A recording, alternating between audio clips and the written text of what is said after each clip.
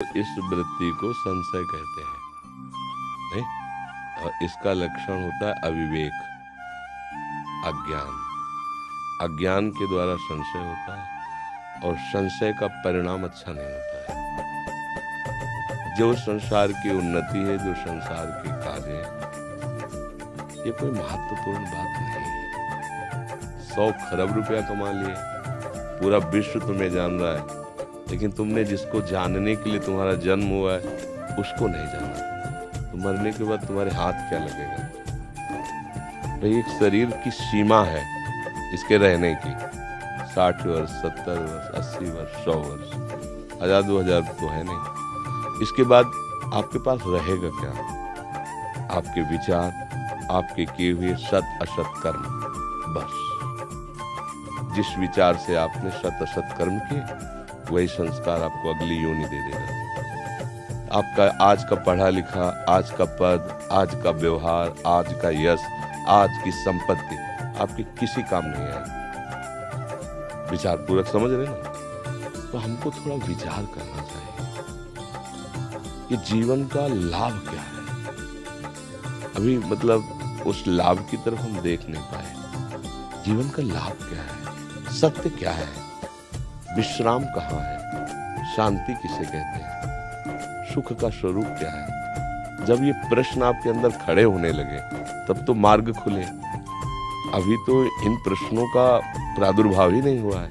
जिसे मुमुक्षुता कहते हैं, वहां तक पहुंचने के लिए मुमुक्षुता अनिवार्य है। मैं जानना चाहता हूं ये सब है क्या? कब तक? एक सामने केवल मानी संख्या मृत्यु, सब आपको शून्य नजर आएगा, सब शून्य। अभी आपकी मृत्यु हो जाए, क्या पता? 100 वर्ष बाद हो, क्या पता? उसके बाद क्या होगा?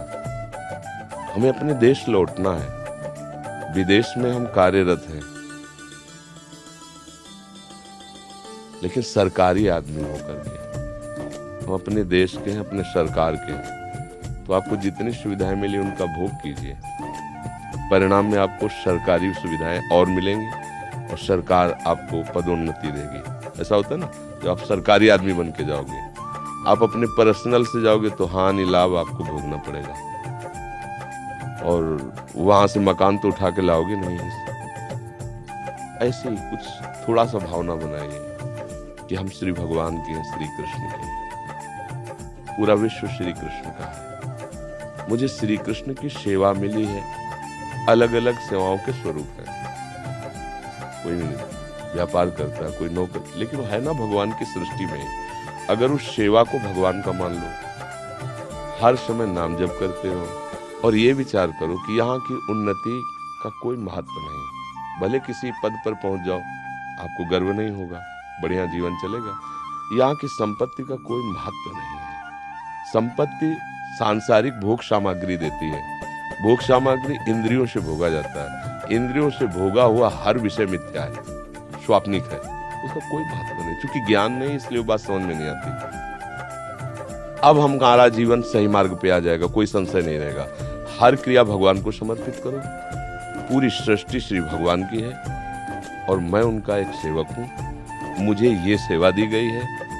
ईमानदारी से उस सेवा को भगवान की सेवा मान के करो और नाम जप करो। कुछ समय बाद आप, अगर जो हम कह रहे हैं इसे धारण करना, कुछ समय आप बाद देखना आपके अंदर संशय खत्म हो जाएगा।